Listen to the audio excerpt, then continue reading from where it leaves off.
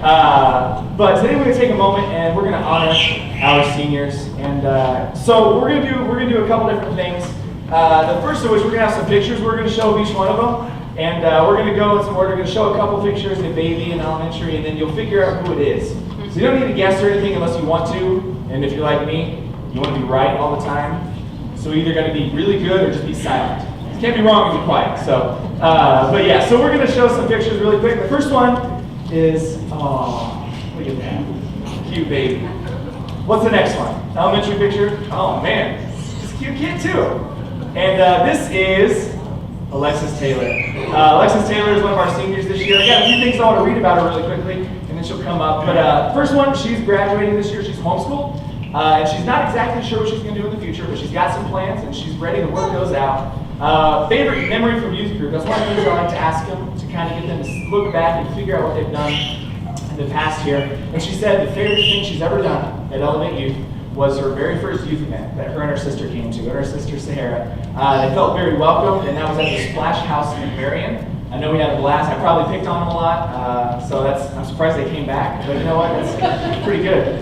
And then she wanted to say about New Life as a church, about us as a church. She wanted to say that being a part of New Life and the youth group has helped her to feel more comfortable, opening up to people, and helped her to feel more comfortable getting to know people, and it's helped her to build those friendships. So Alexis, just want to say thank you to all of us together this morning. We want to go ahead and have you come up. We got a present for you. So Alexis, go ahead and come on up here. Molly's going to give you a present. And it's good to see you today. Thank you so much for being in our youth group, and hopefully continue to grow and be a part of our church.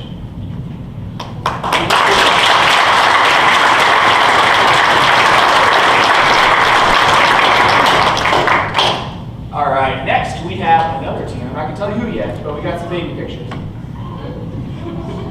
Smiling baby pictures are the greatest. Oh, and then an elementary school picture. And this is Alyssa Beitzel, senior. She is graduating from Southwood High School this year. Been a wonderful addition to our youth group and to our church. Many of you guys know her very well. She plans to go to IUK for nursing, which is awesome. I know that you and Sarah probably have some really deep conversations that I won't understand at all. So that'll be cool. But she wants to say her favorite youth group memory was coming on Sunday mornings, and also the favorite youth group memory from like an event she had was when she came to the Halloween party, is dressed up with Alyssa, Sarah J, Lindsay, Aaron, and Cassidy. And they all came, I think that was the year you came as Disney princesses? Yeah, I remember that. They came in, it's like, we got some like scary looking people, some creepy looking people, and then like these princesses just walk in, like, just like, all right, that was nice. But Alyssa, why don't you go ahead and come on up? It's been wonderful to have you in our church, and we hope to continue to. We got a small gift for you, and it's good to see you. Thank you so much.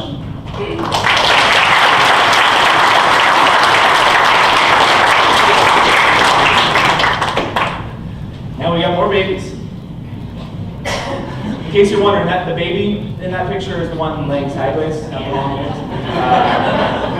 I know you're probably confused. And then you got a cute little kid blowing out a 5th birthday candle, so that's pretty cool. And this is Austin Morgan.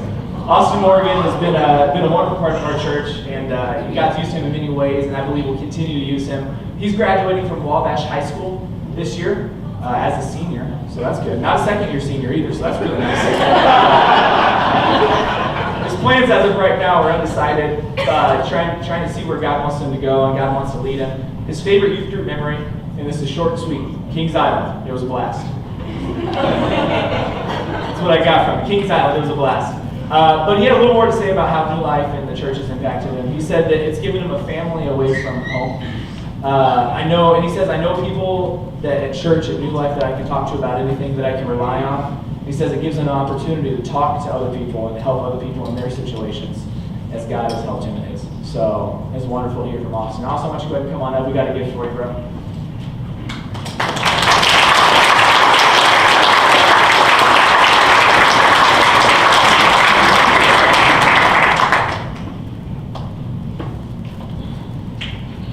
Got another baby.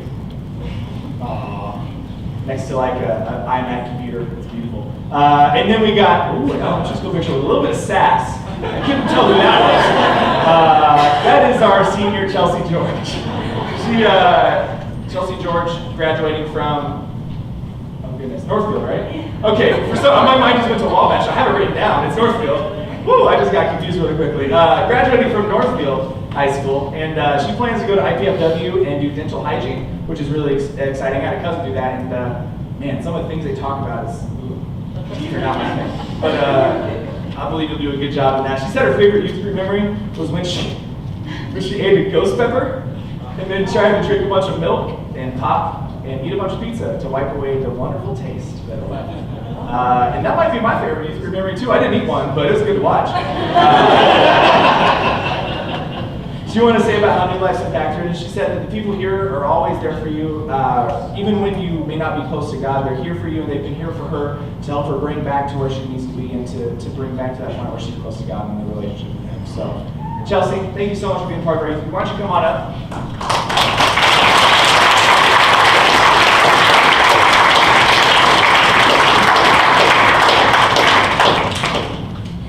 All right. So next we have another baby. Also the one in the middle. Oh, more sass. Okay, I think we might have an issue. We need to have some counts. No, I'm just kidding. This is Desiree Weetzy, right? Yeah, look at that. I butcher that name 90% of the time. Desiree Weetzy. She's been a part of our youth group this year. I know she came late in 2017. She came over from Italy. She's a foreign exchange student. And she's going to be graduating from Northfield and going back to Italy and finishing her senior year this coming year, so that's exciting. After she graduates from high school altogether, she's planning on coming here to the U.S., but she plans on traveling to go around the world and go to college, or either going to school for psychology or nursing. So look at that, more smart people, that's awesome. And then lastly, she wanted to, a couple other things she said. Her favorite youth group memory was she's met people here that become her best friends. And for this and so much more, she's thankful and wonderful and happy for all the memories. Her favorite day is when she went the first time, which is November 1st. She said, because since that day I felt accepted by all of them and understood that I can be myself around people here. So, and lastly, how she feel like the church as a whole has impacted her. She said, New Life is like a big family to me. I like everybody and I love everybody, and that I'm glad that we can all rely on each other. She said, even for me, that I'm only here for a short time, I feel so loved by all of the community, and I can always count on them. So, Desiree, why don't you come on up?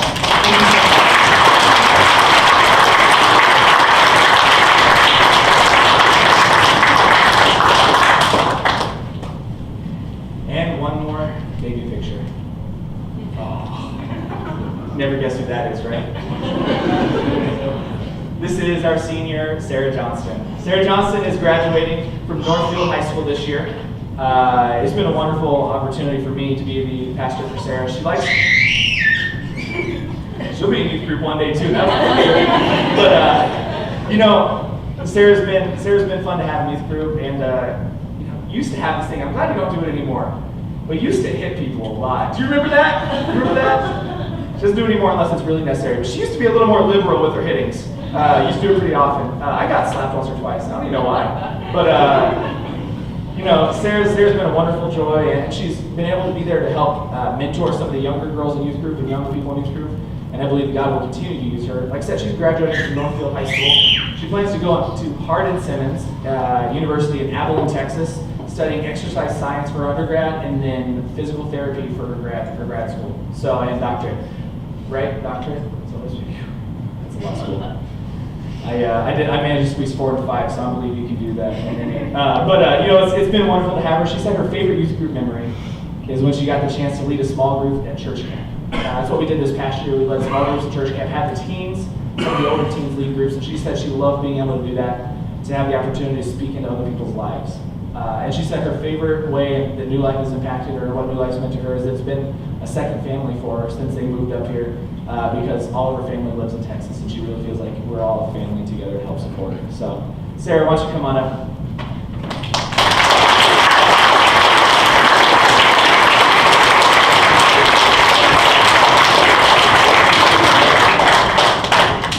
And that's all of our seniors graduating this year. Thank you guys so much for being here to support them. Thank you so much for being people who have poured into them. And I believe we can continue to do that as a church, and God will continue to bless.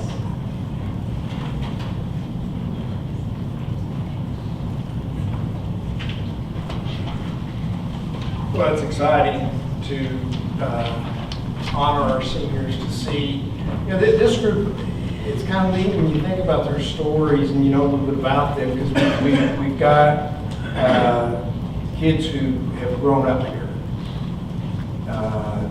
And we've been able to be a part of your life since y'all were little. And so you blame us for all the bad stuff. Hopefully you receive some good. By your testimonies, I think you have. But we've got kids that have come, they came not as children, but as you came here, you were already a teenager. And you're part of our church family. That's what I love. That from the ones that came as teenagers, because being a teenager isn't always easy. And that you made them feel like they're part of our family. And thank you for doing that and pouring into them. And this church does love and care about you. And you're at a great time in your life. And the reality is we heard the different things. We heard that some of you got this plan. And that's good. Some of you have got no clue. That's not bad, necessarily. That's okay. The reality is some of you got this plan, and what you're going to discover is that plan's going to change. Some of you, it's changed already half a dozen times, and it'll change half a dozen more times probably this week. As you go through life, and it's interesting. I was thinking about it even in our homes with the last day of school Friday, and Sarah and Desiree, and they had different outlooks on it. Desiree was kind of sad. I couldn't relate. I was never sad about the last day of school. Yes. Sarah was not so much sad, but they were both excited. But Sarah was more, okay, what's next? And I think a lot of that just kind of depends in where you're at. Sometimes we want to hold on to the past because, okay, there's good things there. We know that. But the reality is you got to move forward. And you're going to move forward, whether you want to or not. Your life is changing. And the message this morning, and usually Philip preaches the message on our senior Sunday, and I just felt like I wanted to this year, and I want to have that opportunity to speak to you. And so I'm going to be speaking to this group up here. Glad you're here. I'm not giving you permission to leave. No, the reality is there's some biblical principles that we'll look at that we all need to be reminded of. I want them to know them as they prepare to head off into their life. The things that are before them. Sometimes we look at the future and we're excited about the future, and sometimes we look at the future and it scares us to death. There's just those times where it's just like, man, I don't know. So the fact that some of you are uncertain, that's okay. All of you at different times in life will be uncertain. Let me give you something that I am fully convinced. Let me be a fortune teller for each one of you this morning. And when I say this, this is what I fully believe. I'm not just saying it because I'm a pastor and I'm trying to motivate you, and this is this is the pep talk as you go out into the real world. This is what I fully believe. All of you have something great waiting for you. The potential of what God can do in and through you is great. So in that, I believe you have a wonderful future. You have a great future. You're chosen for greatness. So why do you say that? Here's what God says in Jeremiah 29:11. I know the plans I have for you, declares the Lord, plans for welfare and not for evil, to give you a future and a hope. Now, specifically in that passage, he's talking to the children of Israel. I understand that. And he wants them to know they were at a very difficult time in their life, and he wanted them to know it's okay that you're at a difficult time in your life. I still have a plan for you. I still have a purpose for you. And I have this great hope. And if God has this great hope for you, then the potential is great. And I believe that for each of you. God wants nothing but good for you. Now, the reality is, and this is what I've come to learn in life, and it's just true. And I think the world of all of you. I really do. But some of you, and in some cases all of you to some extent, you're going to do everything you can to keep from experiencing the best God has for you. You just are. Some may have already determined in your own heart that God's not going to have anything to do with your future. That your plans and all these things that you have planned, which is great. And even if you're uncertain, that you're thinking about it. But you're not including God in your future. And that's a bad choice.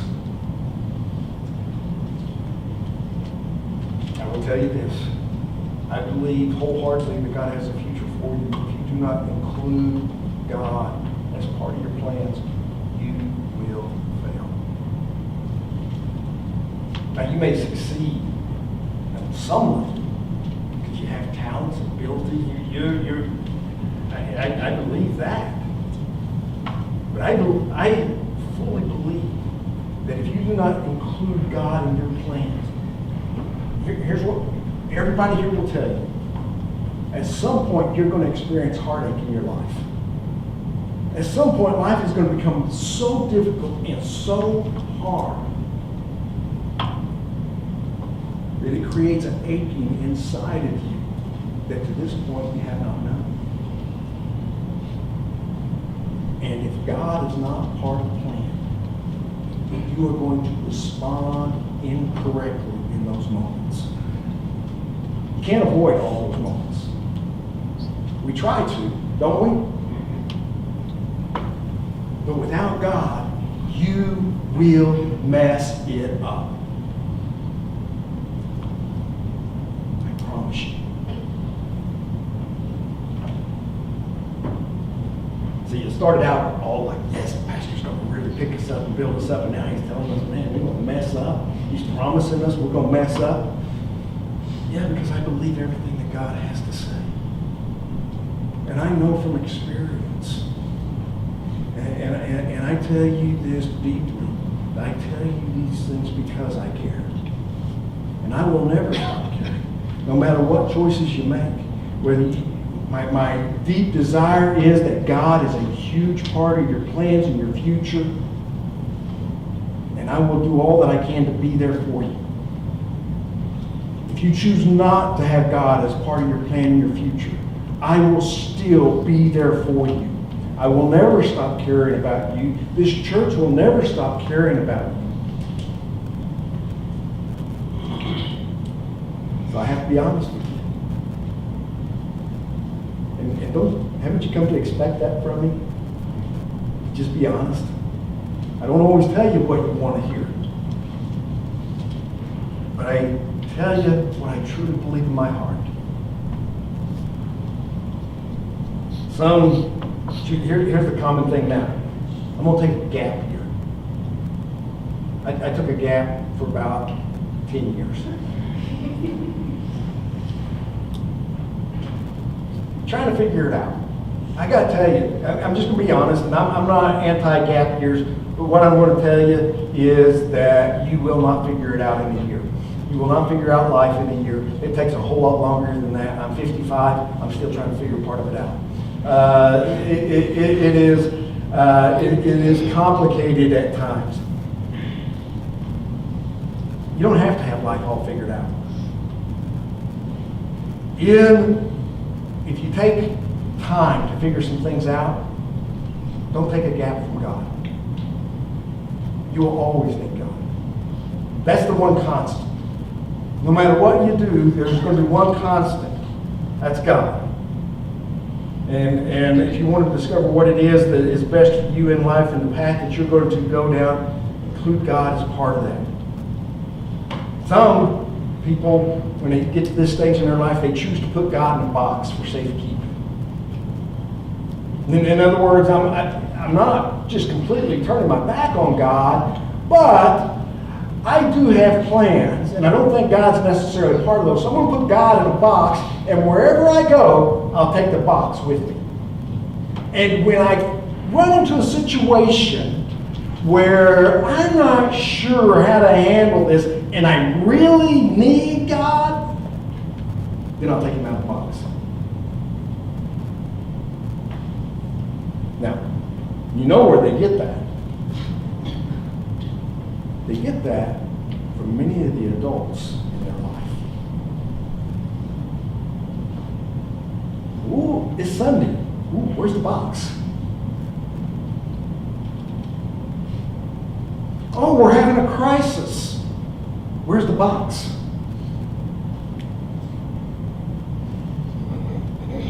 Let me tell you, you need God every day. You will not have a day in your life, no matter how great that day is or how bad that day is, that you don't need God. So I encourage you, don't put him in a box.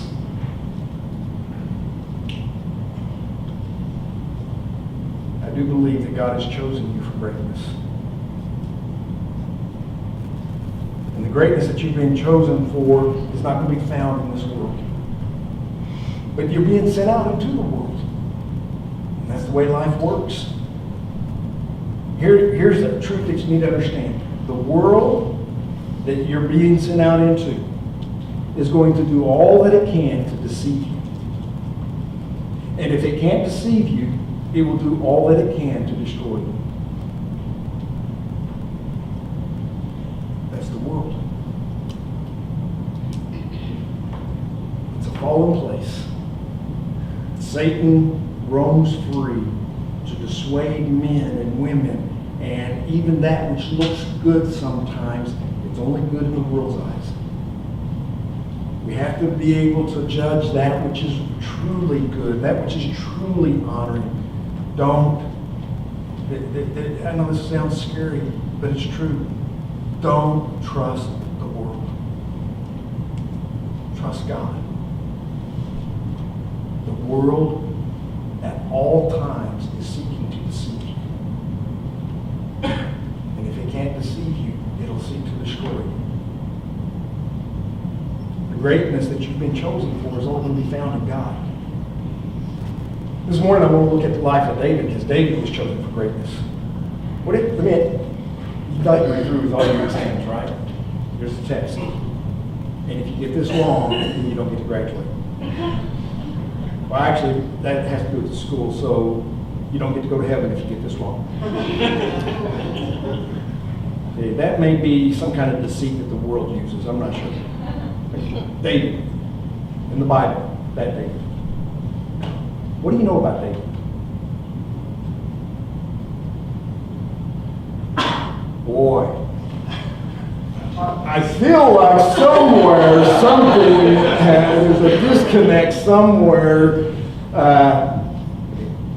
Old Testament.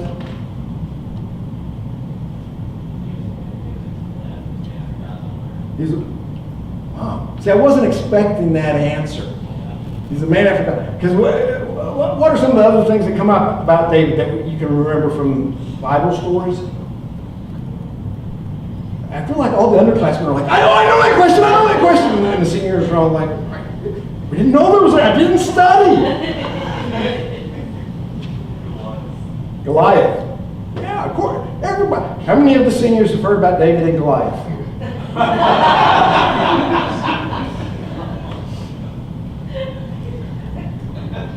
I need to make a note. We need to post a job opening for you.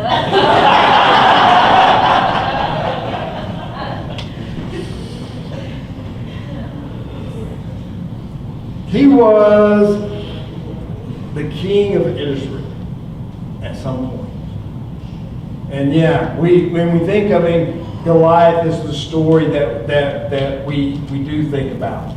We have, though, out of all the people in the Old Testament, we got a lot of information on David. We have a lot of stuff from his life. And, of course, one of the first things that I think of, and one of our underclassmen, one of the new leaders, it says in 1 Samuel 13, the Lord has sought out a man after his own heart, and the Lord has commanded him to be prince over his people because you have not kept what the Lord commanded you. So to give you this idea of what happened, Saul was the king of Israel. And Saul thought he could do life the way he wanted to do life. Hey, God chose him. God had great things for him. He was chosen for greatness, but now I want to do life on my own. And he got out ahead of God, and God said, I no longer choose you. Because life is all about you.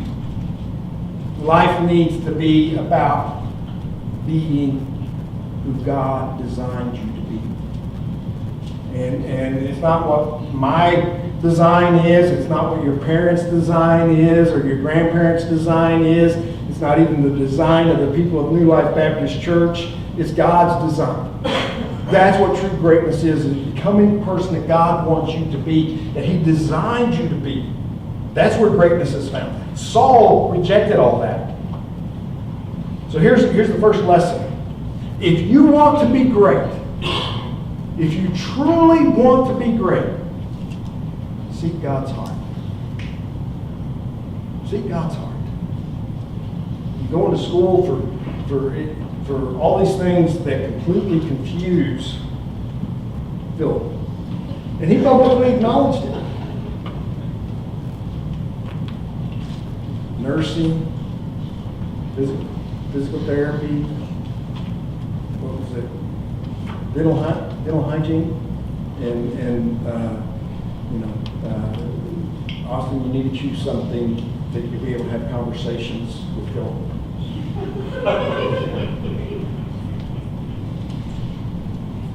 I've tried having conversations about sports with him, that doesn't work. He says he knows about sports, you know. What can you have a conversation with him about? Bible. No, wait a minute. Wait. We just seen what they know about David. That's not going to work either. We'll talk. We'll find something. Reality is, that's great. God places in us these desires, and that's great that you have these desires, or you have these things that you want to do, or even if you're uncertain, there are certain things that appeal to you. Good. Seek God while you do those things. Seek God while you go to school. Seek God while you work. Seek God while you're still living at home. Whatever you do, seek God's heart in all these things. Accomplish all that you can accomplish. You can work hard. You need to focus. Find something that you can pour your life into. But never fail to seek God. He's the one constant. Pray for wisdom. I share this all the time because if you've been around very much, I tell you this, there's a prayer that we can pray that God has always promised to answer, and we fail to pray it so often. Wisdom. He says, if you ask for wisdom, I'll give it to you if you ask without wavering. In other words, if you fully believe that God will give you wisdom in each and every situation, because you're going to face a lot of situations. It's not just the test, because you're going to have, when you go off to school, the test, I hate, this is just true. This is just Pastor being true with you. The tests in high school are going to be very, very easy compared to some of the tests that you're going to be taking in college. Yeah, we know, Pastor. Yeah. You go find out. You don't just pray when you take a test. The reality is you pray when you're going to have class. Lord, I'm struggling. Give me wisdom. Help me to be able to study. Help me get this. You ever had trouble with a subject in school you just can't get? They get up there and they teach it and you're like, man, I ain't got no clue. Have you ever asked God to give you wisdom as you sit in the class and listen to the teacher? Have you ever asked God to help you? Some of you could be going off to work. Have you ever asked God, Lord, I'm going into work today and I'm struggling. Give me wisdom to know how to conduct myself today. Give me wisdom because I got to work with just one person and they just drive me crazy. You know what you need? I know you need a way to get even with them. That's worldly wisdom. You need wisdom, God's wisdom, to know how to deal with those people that are going to drive you crazy. That is reality. You will face those situations. Seek God's heart. Ask Him how to deal with everything that you face in life. This idea that God is just for Sundays is wrong. God is for every moment of every day. You can rely upon Him in all that you do. Seek His heart. That's where you're going to discover the greatness that He has for you.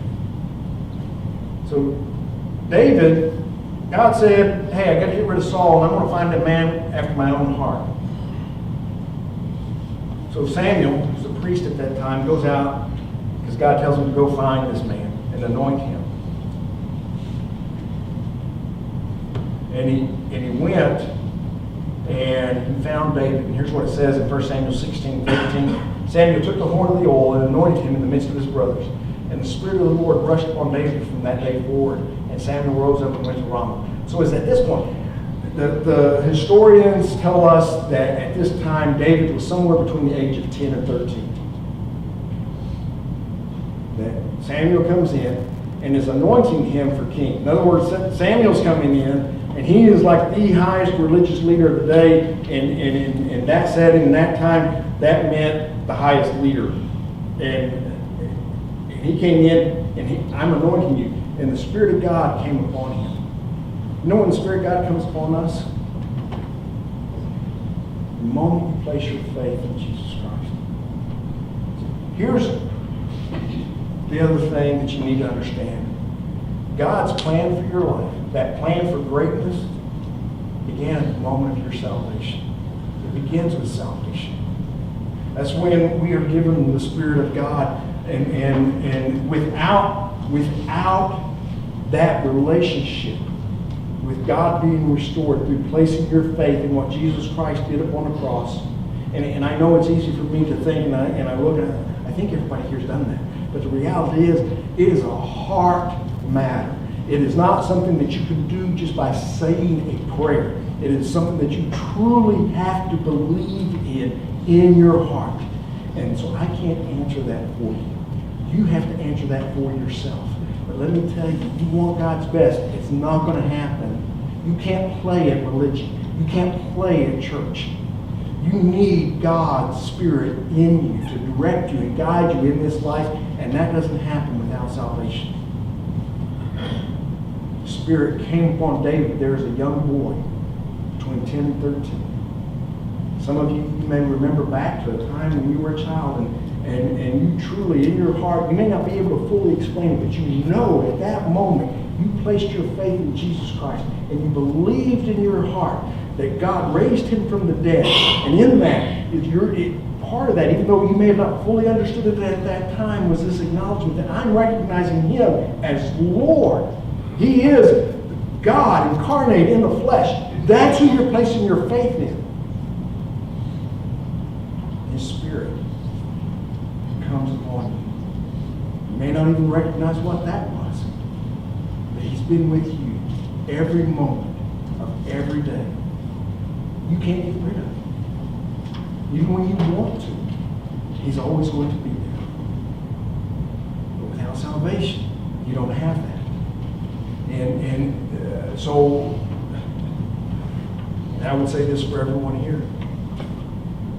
You will never know all that God has for you if you've not truly placed your faith in Jesus Christ.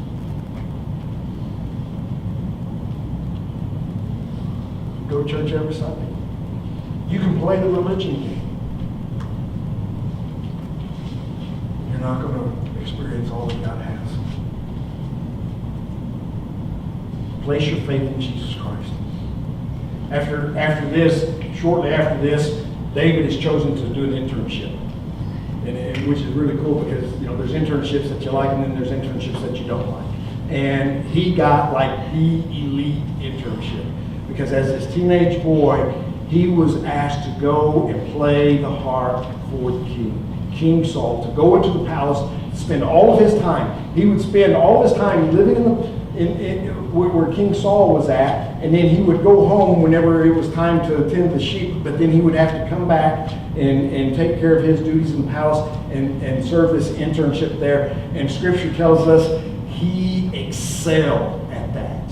And Saul, in the beginning, really, really, really liked David.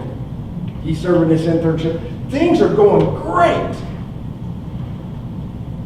And it was during this time, as this teenage boy, somewhere between the age of 15 and 17, battles taking place. Now he's not there, and he's actually back home tending on the sheep when this battle takes place, and this is where Goliath comes up. And this big giant man, no one was ever as big as Goliath, and everybody is afraid of him. And here's David comes along as this punk kid. And let me tell you, that's the way, because all the soldiers are hiding behind the rocks, and he's just walking around like, what are you guys doing? Who is this guy? And even his brothers are like, you punk kid, why don't you just go home? You're making us look bad. Here you are. Here's David's like, I'm going to go out there and I'm going to face the giant. And when he goes and he's standing before the giant that everybody else is hiding from him, this is what he says to the giant. He's right there. And this is what he says. This day the Lord will deliver you into my hand, that all the earth may know that there is a God in Israel, and that all this assembly may know that the Lord saves, not with sword and spear, for the battle is the Lord's, and he will give you into our hand. Here's the principle you need to know. Find your courage. And at times in life, you're just going to need courage. Find your courage to live each day for God. Find your courage to live each day for God. David had a completely different response from everybody else. Why? Because he just believed God. He believed that God had something great for him. You have to believe that God has something for you. And if you do believe that God has something for you, you will find courage in that. You'll be able to do things that you have never thought you'd be able to do. Not because of your abilities and your talents, but because of God. Everyone has fears. And at some point, you're going to have to face those fears. Now, some people are afraid of everything. We have a cat. It is a stupid cat. Yes. The fact that we have one doesn't speak well of us.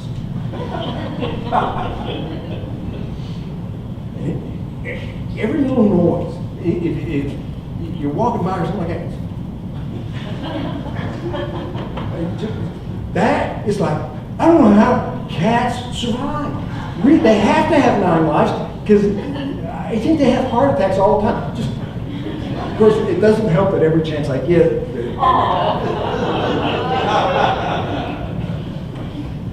I didn't say I did anything.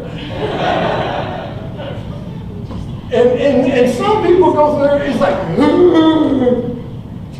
and everything is like, oh man, what am I going to do? Trust God. He's got something for you. you trust him. Some people have fears, but they seek to manage them. Carolyn has fears. And if you've been here any time, you know that her biggest fear is snakes. So she seeks to manage by not being anywhere where snakes are going to be. I didn't know your fear of snakes until we got married. And we went on our honeymoon in San Antonio. And we go to the zoo. And, you know, here I am, just this young guy that, you know, I don't have any fears. So they got this big building that is full of snakes and reptiles. Oh yeah, let's go now. I ain't going in there. No, there's snakes in there. Well, they're all in cages. They're all behind glass. They can't get to you. I don't care. I'm not going in there. And I'm thinking, well, this marriage isn't going to work.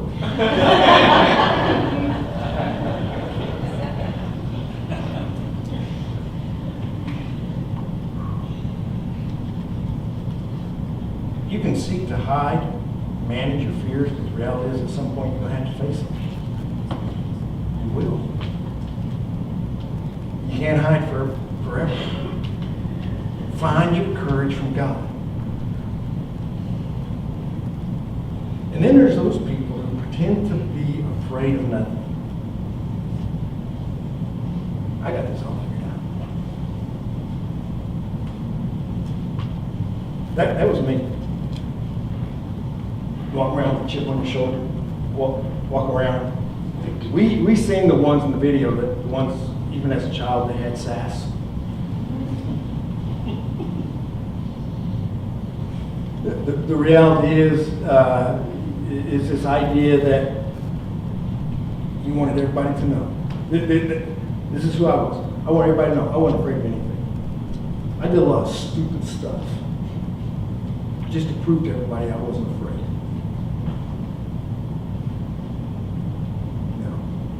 Most of that stupid stuff is because there was no bees around. Because bees are of Satan.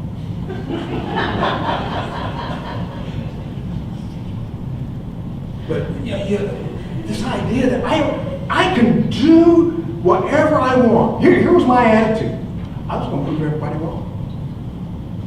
Everybody's giving me all these warnings, kind of like I'm giving you some warnings. I had a lot of people giving me warnings in my life. Oh, it's bad. What you're doing, it's bad. What you're doing, not good. I'll show you. You know what my fear was?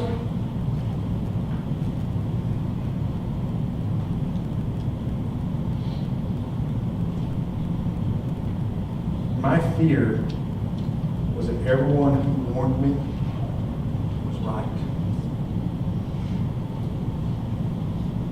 So I was doing everything I could to prove them wrong. The reality is, I'm not the only one who thinks that way. It's like, no, I'm going to prove. Those who said I couldn't do life my own way, I'm going to prove them wrong. Let me tell you, if you're hearing people in your life continually warn you, they're warning you from experience. They're warning you because they've been there. They are not wrong. But you have this fear. It might be right. And it drives you to prove them wrong. Because you want so badly to show everybody.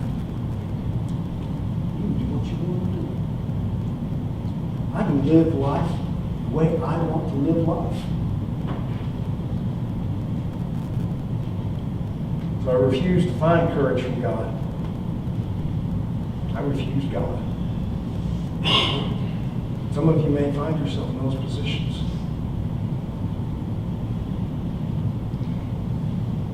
Find your courage to live for God. You may not stand before thousands of people and have them singing your praises. But if if you find courage from God every day, God will be pleased with you. And that'll mean the world to you. You'll understand where true value comes from. David found greatness. People loved him. Man, they were singing songs about him. Saul killed his. Saul's been a pretty good king. Look at David. Look at David. He's just a young guy, man, and already, look what he can do. Here's the truth that you're going to discover. If you have success in life, it's going to make some people jealous. That's just a true principle. Not everybody. Some people are going to be jealous, whether they have reason to be jealous or not. If you accomplish something, there'll be people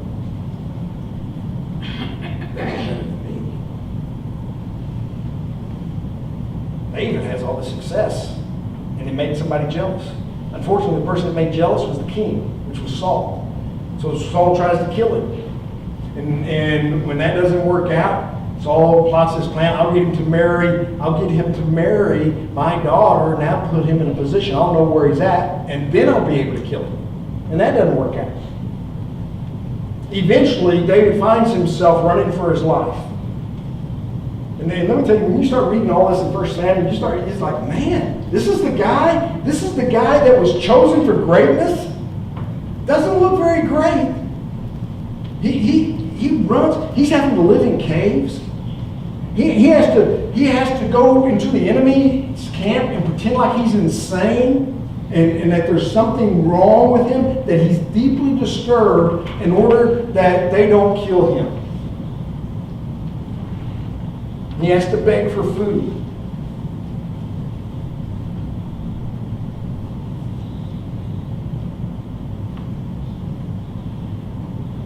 Most historians said that started at age 21. So when he's 10 to 13 years old, man, things are good. He's been anointed, chosen for greatness.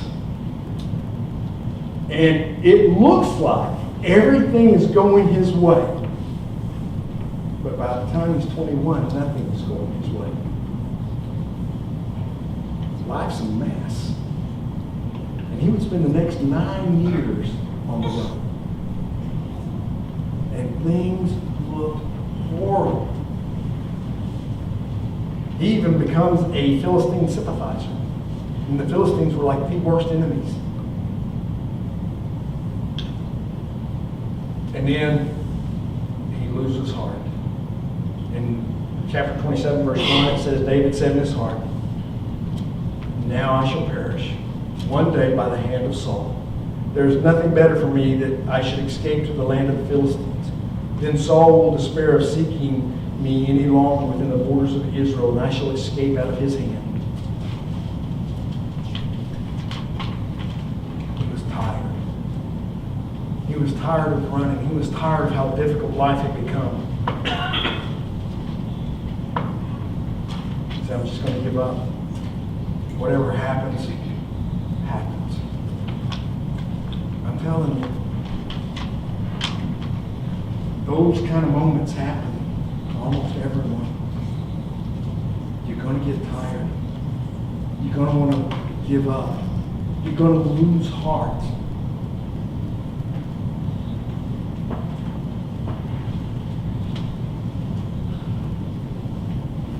Here's what you need to remember. When life is at its darkest moment, don't forget, God has chosen you for greatness. In those darkest moments when it seems like everything is falling apart, whether it's by your own mistakes and your own choices, or whether it's because the world around you and nothing seems to be working out the way that you want it to work out, God has still chosen you for greatness. And His plan and His purpose, and that He wants to give you a future that is based upon hope, has not changed just because your circumstances stink. He is still wanting to do a work in your life.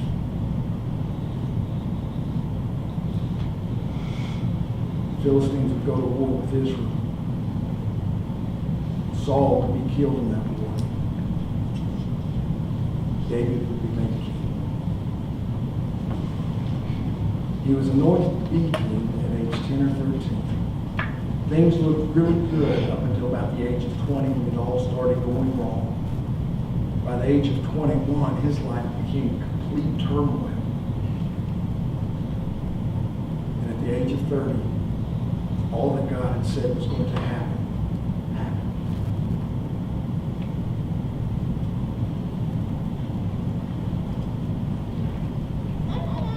Don't give up. God is faithful. You're not. You're going to make mistakes. God is faithful. He will forgive you. He will cleanse you from all unrighteousness. And you can find the greatness that He wants for you.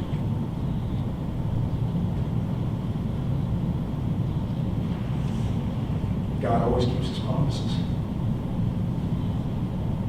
And He has something for you. And He's promised that it's available.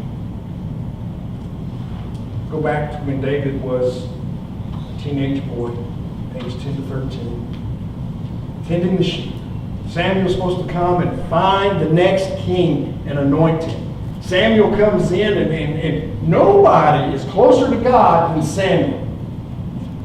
And he comes in and he sees all of David's brother. He has Jesse line up all of his sons, and Jesse lines up all of his sons except for the youngest, because the youngest has to take care of the sheep. And the youngest is too young to have anything special declared upon him. His job, take care of the sheep. Man, sons come in and immediately. Samuel's like, man, this is a good-looking bunch of boys. And I can already tell, because I am so close to God, I can already tell which one God is going to choose. Got to be Eliab. He's a good-looking kid. He's a strong kid.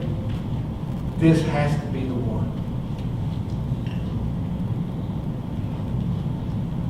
But in 1 Samuel 16, the Lord said to Samuel, do not look on his appearance or on the height of his stature, because I have rejected him. For the Lord sees not as man sees. Man looks on the outward appearance, but the Lord looks on the heart.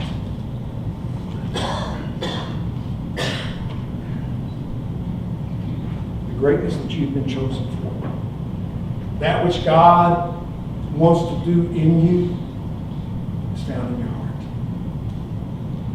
The world tells us to compete. The world tells us to judge ourselves by others and what we see in others. So we judge our appearance by others. We judge our accomplishments by others. We judge our smartness by others. Our intelligence by others. And then we pat ourselves on the back if we measure up good against others. And none of that stuff matters to God. God says true greatness is found in your heart. So where's your heart? Where's your heart? You've been chosen for greatness.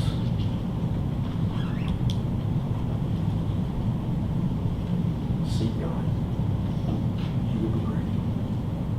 Let's stand with our head bowed and our eyes closed. We're going to serve you.